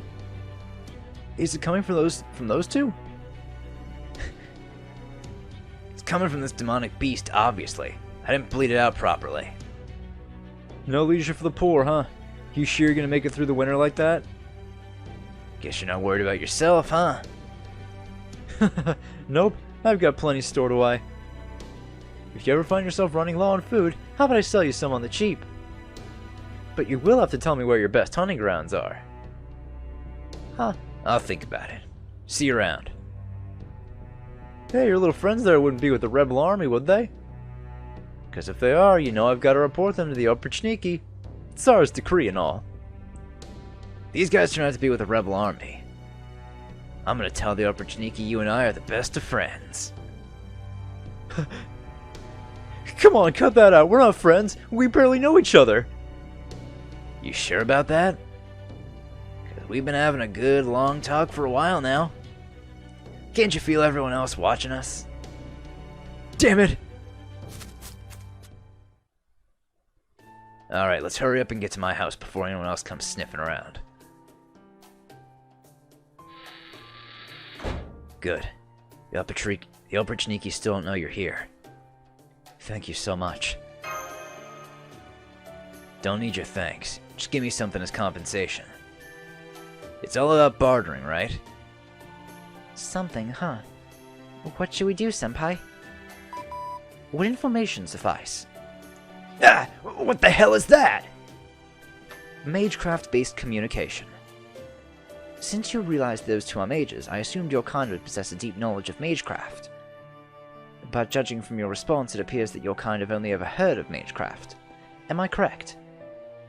Oh, so it's not actually real. I assure you it is. I am speaking to you in person, albeit from a great distance. Now, as I was saying, if we possess any information that may be of use to you, we are happy to provide it. Don't suppose you know of any good hunting grounds, do you? If the location of Critchat Nest would suffice, then yes, we found a number of them. Critchat nests, huh? Nice, those things are pushovers. Pushovers? Those? Well, yeah, you can actually kill them as long as you shoot them or hit them hard enough. Way better than the demonic beast who just won't die. Very well. I'm prepared to share the locations of these Critchat nests. So first I would appreciate you telling us everything you know about this place. Whoa, wait. Introductions first. What's your name? My name, huh? They say that if you ever tell a Koldun your name, you'll be cursed. Excuse me, what are these Koldun? I can tell that you mean us, but beyond that... It means mage. I've never seen one myself before. There's a whole bunch of them in the Imperial family, right? Then again, Koldun or not, you don't seem like much of a threat. Doubt you could curse anyone if you tried. True, I've never been good at curses. Never been very good at curses. Alright. My name's Pachi. Now, who are you guys? I'm Mash Kirlight. Sherlock Holmes. And I'm John. Mash, Sherlock, and John, huh? Alright, now what are you guys? If the Oprichniki are after you, does that mean you're with the Rebel Army? A rebel army? Hang on, we're not... Maybe I should try asking some questions. Well, are you or aren't you? First, we have a few questions of our own. I don't think so. First, you need to answer my... What year is it right now? Huh? Holmes is right. That's the first thing we need to confirm. It is abnormally cold, even for Russia. It can't possibly be the Russia we know. That could mean we're in a different time period, just like the Singularities. I don't know why you're asking such a stupid question, but fine. It's 2020. What about it? I see. What about that enormous storm? It appears to be nothing so much as a solid wall composed of incredibly powerful wind. Is that normal? Hell no, it's not. Been living here in Russia for 20 years, and I've never seen anything like it before. Is it true what they say about the world getting closed off? It would seem that it is. As of right now, the only place we can confirm actually exists is Russia. We came here from beyond Russia to see if we can't do something about it. Beyond? You mean from outside Russia? I don't know what they're talking about. What can you mean outside Russia? There is nothing outside of Russia. Any land people could have lived on should be long gone by now. Guess they could be from the boonies, but then again, they're not Yaga either. Maybe there really are still other nations out there? Alright. I can tell you got your own stuff you're dealing with. But I'm not gonna pry. Not looking for friends. So then, why's a bunch of outsiders like you on the outs with the Oprichniki? Unfortunately, your guess is as good as ours. We still don't even know what they really are. That being the case, we would tremendously appreciate if you could tell us. What are the Oprichniki? You're kidding me. How did you survive this long without even knowing that? The Oprichniki are brutal hunters. Ivan the Terrible's personal bodyguards. Ivan the Terrible? Wasn't he a Russian czar? Yes, he was. If you know that much, then the more detailed explanations can wait. Wait a moment. Pachi just told us that this is still the year 2020. If it is, why would Ivan the Terrible's bodyguard still be around? Maybe he's a servant? Huh? A servant? You guys have some pretty bizarre questions. Ivan the Terrible's alive and well. He's been around for almost 500 years, so he's the oldest Yaga of all. What? I take it the Yaga are your kind. That's right. Geez, you outsiders really don't know anything, do you? How the hell did you all survive this long being this ignorant? You've been living under a rock the last few hundred years or something? Then again, they do say this kind of ignorance is common for mages. It's kinda true. We don't know much. So you really have been living under a rock all this time. Explains why you look like the old species. You do know about the Great Cold Wave that happened 450 years ago, right? The new Ice Age they say happened after a meteor struck the planet. Once that hit, Earth turned into an ice planet. Got so cold that the old species, the humans, couldn't survive here anymore. They say that none of the other countries were able to handle the cold, so their populations died out. But Russians have always dealt with the cold, so we had it better here. Even so, we still lost about 90% of our population. Hell, we nearly lost the whole damn country. So before that could happen, Ivan the Terrible and a mage developed a plan. We, the Yaga, are the result. Does that mean you're a mixture of demonic beast and human? What the? Who are you? Why are you so tiny? Oh, don't mind me. I'm just a passing genius, doing as geniuses do. So the people of Russia were combined with demonic beasts via some kind of magecraft. Do I have that right? Yeah, got it in one. Not that I remember any of it myself, though. I've been a Yaga my whole life. This is my first time ever seeing the old human species. I see. That explains quite a lot. Thank you, Pachi. Now, who are you guys anyway? We're with Chaldea. Chaldea? An organization tasked with the preservation of humanity and saving the world. Now I have even more questions. Basically, we're here to save the world? Huh. Well, ain't that something? So are you like a bunch of idiots then? I understand how fantastical that must sound, but I assure you, we are deadly serious. Well, whatever. Whatever nutty plan you guys got up your sleeve, if it'll shake things up around here, I'm all for it. After all, you're the first outsiders I've ever seen in my life. Anyway, I'll do you a favor and forget I ever heard your nonsense. Just hurry up with the hunting grounds info. Very well. Show me a map and I'll tell you where to go. Better not be pulling my tail about this. Alright, this is our town here. So this is Yaga Smelnesk. And this city up far up to the northeast must be Yaga Moscow. In that case... this spot here is one of the hunting grounds I discovered earlier. Just so you guys know, I may hate the Obrachnicki, but I hate liars even more. Now stay put until I get back. Got it? Don't worry, we'll hold down the fort while you're gone. Good. Don't go touching my food. I'm saving it all to make it through the winter.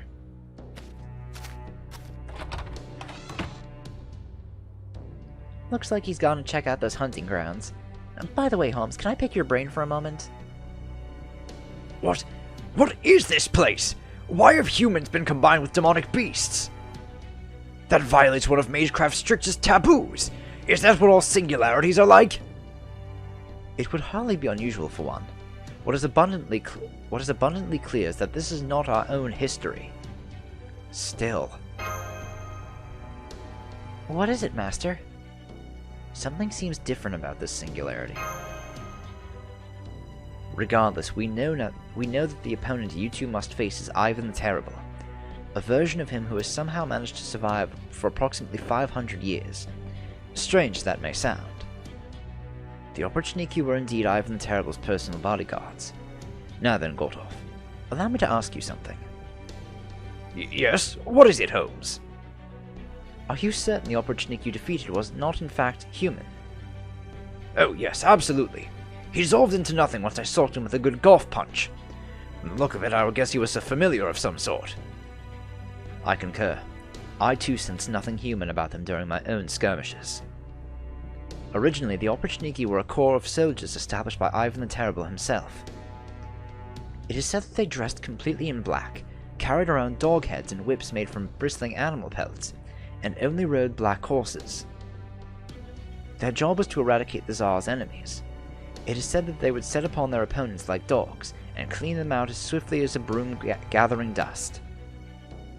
They swore absolute loyalty to the Tsar, and committed all manner of unspeakable atrocities in his name. But none of them became heroic spirits. As Gortov surmised, they are familiars belonging to Ivan the Terrible.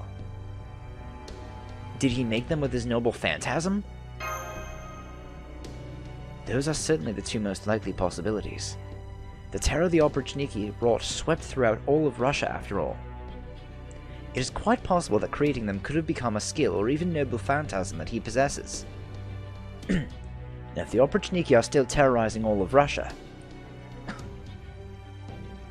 Does that mean Ivan the Terrible is the servant responsible for the attack on Chaldea? Oh right, he isn't a servant. He's flesh and blood just like Nero was. Nonetheless, we have far too few options available to us at this point. As such, our first order of business should be securing a ley line. Well, as luck would have it, I detected something that looked an awful lot like a ley line back when John and Mash were making their escape with Pachi. Unfortunately, it is quite a ways away from your current position. It'd be extremely risky for the two of you to head there alone. Well, then just have that third freak take you there. There has to be something in it for Pachi. We don't have time to think about what that thing may stand to gain. The moment those creatures combine themselves with demonic beasts, they cease to be human.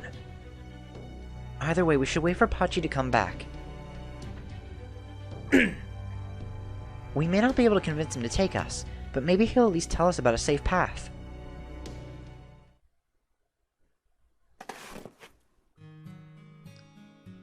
Looks like I found myself for a bunch of weirdos. I'd only ever heard about the old species and legends.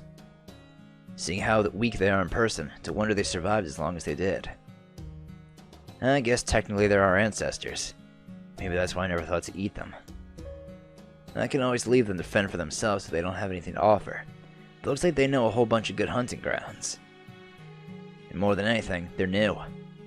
I've never seen anything like them before in my life. Most Yaga wouldn't be comfortable with that.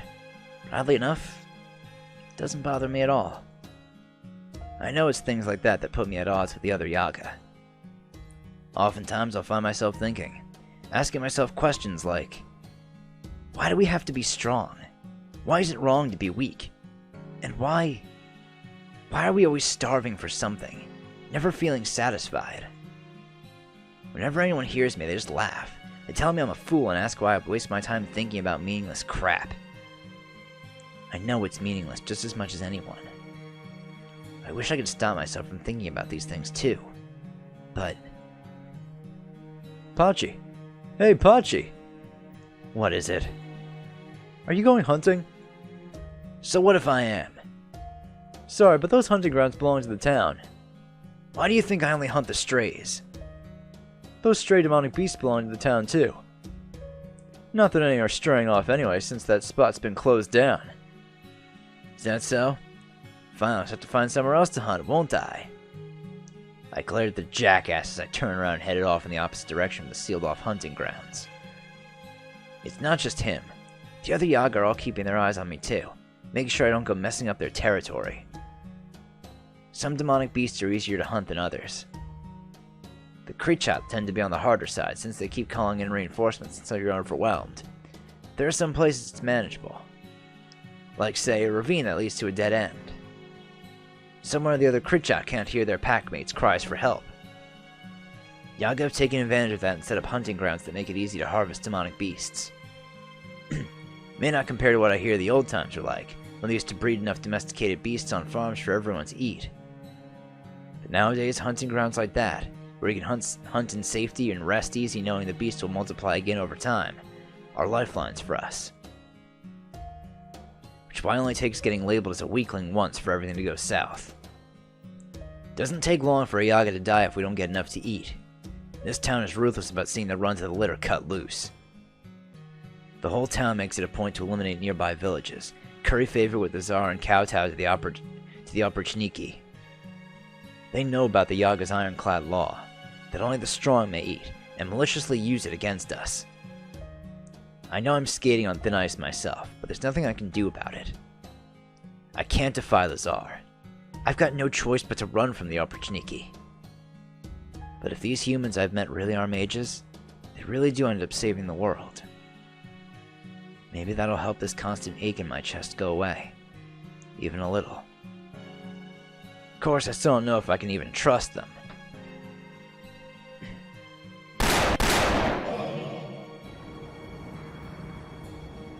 Well, I'll be damned. I can't remember the last time I killed this many. With a haul like this, I could still scrape by even after they pick me clean for taxes. Pachi! What is it? You're looking flush today, aren't you? This is about my taxes, right? Here, take it. Yep, that takes care of you. What about your mother's taxes? Hey, it's no fur off my snout. Your old lady's not pulling her weight anymore anyway. You know as well as I do that this town doesn't need any Yaga who can't hunt. Honestly, I don't even know why you bother paying her share. Doesn't make a damn lick of sense. None of your business. Here, there's my mother's share. This town is no use for my mother anymore. She's well aware of that, so all she does now is wait around to die. Waiting for the time when she finally starves to death.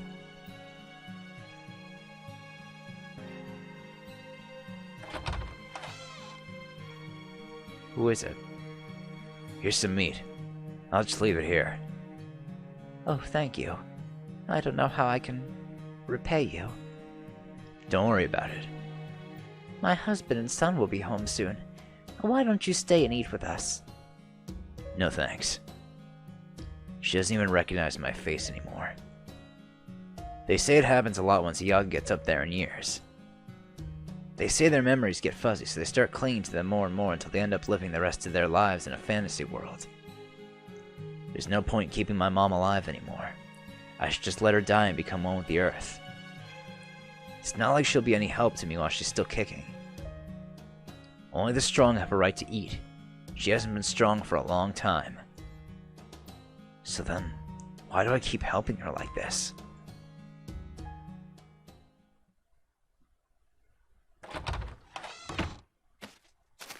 I'm back. Your info is good. Brought in my biggest haul in ages. Hard to believe there was that good a hunting spot right near the town that nobody ever noticed before. Thanks to your tip, I've still got a bunch left over even after paying my taxes. Though I did get a few snide remarks about my haul. Snide remarks?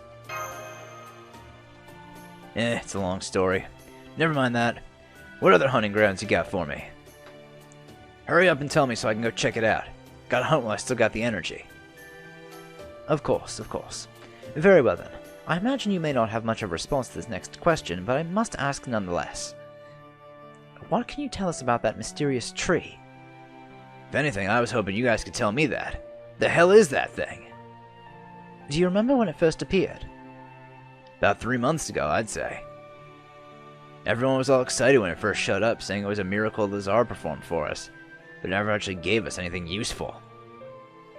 The Oprichniki didn't react to it either, so all I really know is that it's just a big damn tree. Are we done now? Because I want to check out those other hunting grounds while... Just a moment. Now that I know the full extent of the situation, I'm afraid that information was insufficient. Ah, come on, I don't have anything else I can trade you. Unless you're after my gun, and you can have that over my dead body. No, it's not that. We want a kite. A kite? All you have to do is collect some materials. I can tell you what we need right now if you like. Now that I have a clearer picture of your people's technological and cultural progress, I'm quite certain you should have little trouble finding them. Alright, as long as I don't have to leave town. Thank you. I commend your decisiveness. Good show, Pachi. What do you want with a kite, Holmes? Shouldn't we have traded for food first? The pudgy one is right. It's been too long since I had a decent cut of roast beef. Okay, I doubt we're going to find any kind of beef here, unless you want to eat demonic beasts. And second, who the fuck are you calling pudgy? Not at all. Food's crucial too, of course. But as I say, safety first. That is what you're going for, right, Holmes? Indeed. It will require a bit of brute strength, but we'll take a page from Benjamin Franklin's book. I see where you're going with this. So you want to connect it to the briefcase? I do. Wait, are you trying to generate power? Precisely. If you want to summon servants again, you will need that spear origin briefcase, power, and a ley line. That's barbaric. Why, it's downright primitive. Not at all. That briefcase was originally designed to be usable even in eras without electricity. All John need do to make use of it is draw a summoning circle on the ley line and wait for a single bolt of lightning to strike. Man, I really am a genius, aren't I? I doubt there's anyone else in all of history who could have made the summoning system this streamlined. Ah, being me is so awesome. Alright, so when is the next thunderstorm? Our forecast says tomorrow. Suffice to say that time is not on our side. I'm afraid we must get this kite ready to fly before the end of the day. Now then, Mr. John, have you ever made a kite before? Yes, technically. Excellent. Now is the time to put that knowledge to use.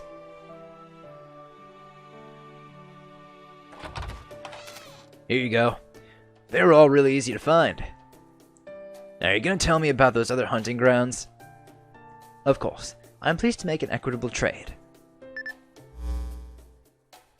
This one's far. Probably take me a day to get there. Alright, you guys stay put. Don't go outside and don't eat anything besides the food I gave you. Good luck. Man, it feels weird getting a send-off.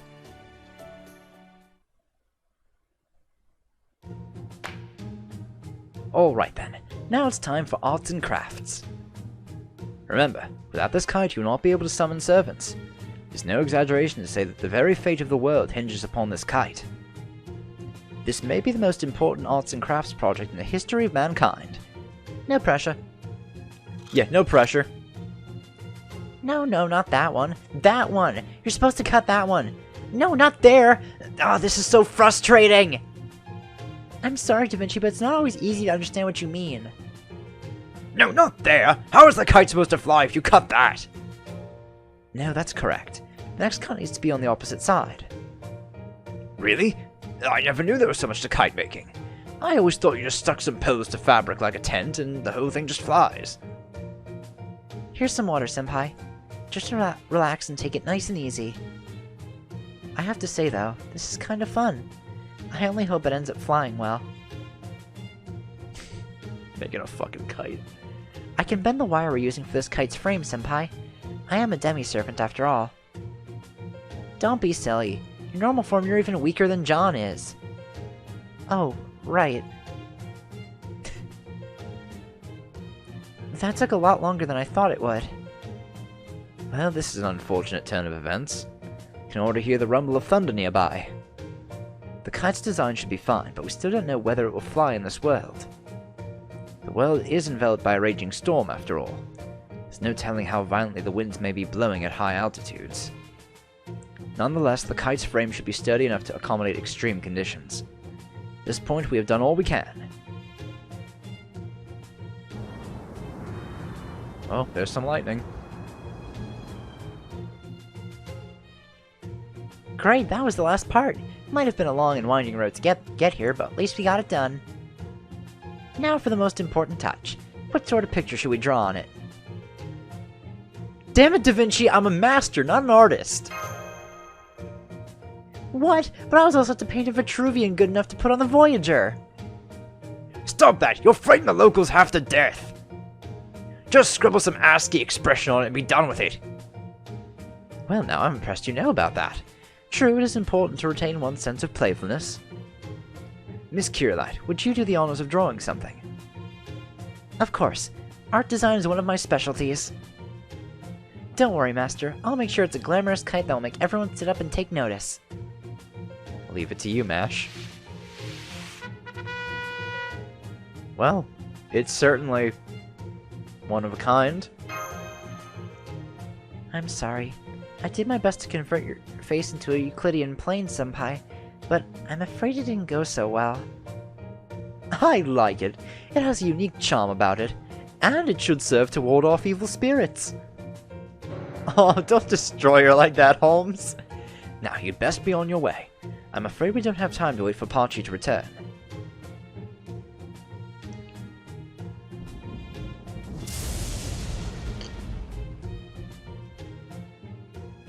I'll leave him a note letting him know where we are. Okay, Master, let's sneak out of here. There are a lot more people. I mean, Yaga here than I thought there'd be. Huh? What was that sound?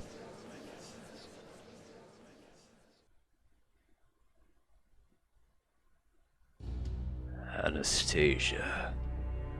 Where are you? Anastasia. I'm here, my Tsar. Ah, my Empress. My beloved wife. Tell me, is Russia at peace? Of course it is, my Tsar. The Oprichniki are fighting hard all throughout the land in order to spread your glory far and wide. Please rest and do not be troubled. I see. So Russia is at peace. That makes 200 years of peace in Russia. What about the outside? I must spread my glory beyond Russia's borders. I must share it with those other lands who can only shiver in the cold, waiting for their ends. Tell me, How fares Europe and the Far East? They too are at peace, my Tsar. Europe has bowed to your will, and negotiations in the Far East are proceeding apace. The war is over, and Russia will have their allegiance soon. I see. That is good. No, that is not good at all. Peace alone is not enough. I must press onward with renewed vigor and expand my domain. I must unite the world and ensure its happiness. Amadeus. Very well. Very well. So sleepy. Am I dreaming? Good night, my Tsar. May your repose be blessed with sweet dreams.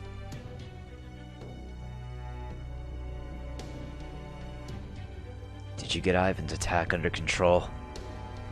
Yes, he is sleeping soundly now thanks to Mozart's piano. Even though the Tsar is from a lost belt, the musical arts seem to have an oddly powerful effect over him. I'm even feeling a bit sleepy myself now. Good. We need him to stay asleep for the time being. We can't have him finding out what's really going on and heading out on a campaign. That'd be the worst possible scenario. We must first be certain that his rule extends throughout the Lost Belt before we do anything else. Then I will entrust him to Amadeus for a while and deal with the rebels myself. The mere thought that there is a rebellion taking place fills me with revulsion. No, not an option. There's no way Amadeus alone can keep the Tsar pacified.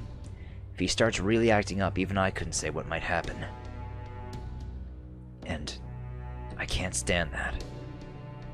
As much as is possible, I want to eliminate any chance of surprise from my plan. When I need your help, I'll make sure to call for you after the Tsar has been safely secured. As you wish. You are my master, and I am your servant. I will trust in your judgment. Thanks. That'll be a big help. Pardon me. I hope I'm not interrupting your pillow talk. I'd watch your tongue if I were you, Metropolitan Macarius. You may be the Tsar's mentor, but I am still a member of the Imperial family, and I will not tolerate such uncouth remarks. You wound me, Grand Duchess. I have nothing but the highest respect for every member of the Russian Imperial family. No matter what sort of family they may be, or what sort of end the Grand Duchess may have met. How dare you? Wait, both of you, stand down. I don't want to see any infighting. We don't have time for it anyway. Father, your job is to placate the Tsar, right? Then quit following the Grand Duchess around and hurry up with the repairs to the cathedral. Or do you have something urgent to tell us? Something happened with one of the other Lost Belts? Of course. This is very urgent, Crypto Number 1. Today is your lucky day. You finally have a chance to prove yourself in battle. You're kidding me. They already showed up? They have. There's been a disturbance on the outskirts. Their shadow border has emerged here in our own Russia. We haven't pinpointed their exact location yet, though. Still, this is their first Lost Belt. It will take them at least several days to fully comprehend how this world works. I believe now would be the perfect time to eliminate them, while they are still regaining their balance.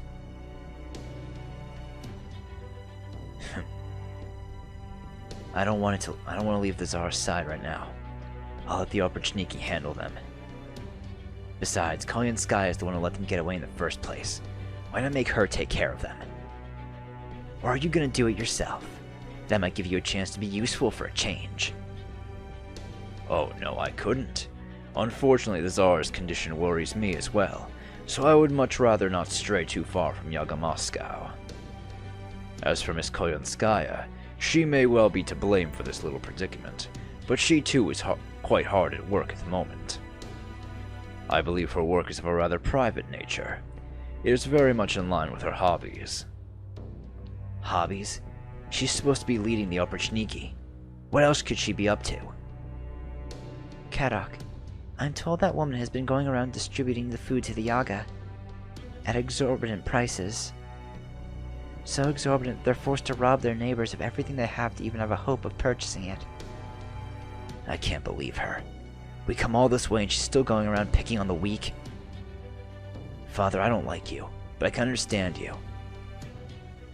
I believe you are genuinely dedicated to keeping Russia safe from harm. But Kolyanskaya, I can't make heads or tails of what she's thinking, or what she really wants to do. I mean, unlike you, she can come and go between Lost Belts whenever she pleases, right? Then why can't we make her go to the one that's a little more civilized? She doesn't need to stick around a destitute world like this one. I'm afraid not. She's not one to change her behavior no matter where she finds herself. In one sense, her actions stem from a love for humanity. That includes driving the weak into tight spots, sneering at them and stepping on them. She will never oppose us or the Cryptors. It's best to think of her as a difficult mercenary who will get the job done as long as you can pay her for her services. All that said, I do agree that she has been acting a little too freely. Very well then. I will speak to her and tell her to restrain herself while she is here in Russia. That should ensure she follows your commands as well. Does that suit you, Master of the Grand Duchess? Fine with me. She's gonna call herself a mercenary. I won't hesitate to use her like one. The Oprichniki aren't gonna die as long as Ivan keeps dreaming. Tell Kolyanskaya to make sure she finishes off Chaldea's leftovers for good this time. They're only human, so they're bound to stop by a town sooner or later. Have her keep an eye on the major ones and take them out as soon as she finds them. Understood. I really must point out, though, how terrible a thing that is for you to say about your former comrades, Kadox and Lupus. And here I thought you were a kinder soul than that. Have these last few months been hard for you? Perhaps you should follow the Tsar's example and get some sleep yourself. I'll admit that I've been pushing myself past my limits. But I'm still the same guy I always was. Like you said, Chaldea's people are my former comrades. Emphasis on former. Now as the only master in Russia, in this Lost Belt, my goal is to ensure it comes out on top. I'm gonna pull off something a master from proper human history never could. I have to. Well, it's good to see you're in such high spirits. Pushing oneself too hard is a privilege afforded only to the young, after all. Rest assured, you have my full support. Kadox M. Lupus, I have nothing but respect for your aspirations, and for your determination. But I will offer one piece of advice. He who does not love himself can never save the world. If I were you, I would think long and hard about where that hostility of yours comes from. Hostility, huh? So he's basically telling me to get over myself and accept that they're my rivals. The hell they are. They just got lucky. That's... You mustn't say things you don't really mean, Kadok. Even if you're only bluffing, lies like that will only eat away at you. Kadok, you weren't able to save the world. That is simply a fact, and one you must accept. They accomplished something that you could not. That is why you must take advantage of this new opportunity to show everyone you can really do. This is your opportunity to show them how strong you truly are, to demonstrate why you are a Cryptor, why you are one of those who were originally meant to save the world. I know. Believe me, I know.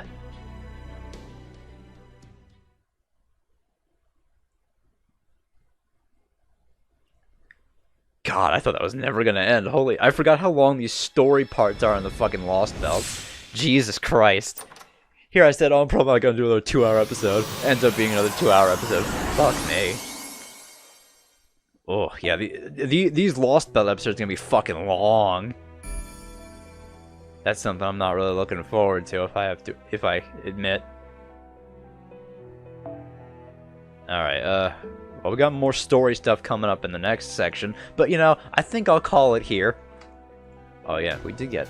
Oh, never mind, I can't change it from here. Alright, we'll do stuff in the next episode, so I'll see you guys then. Bye!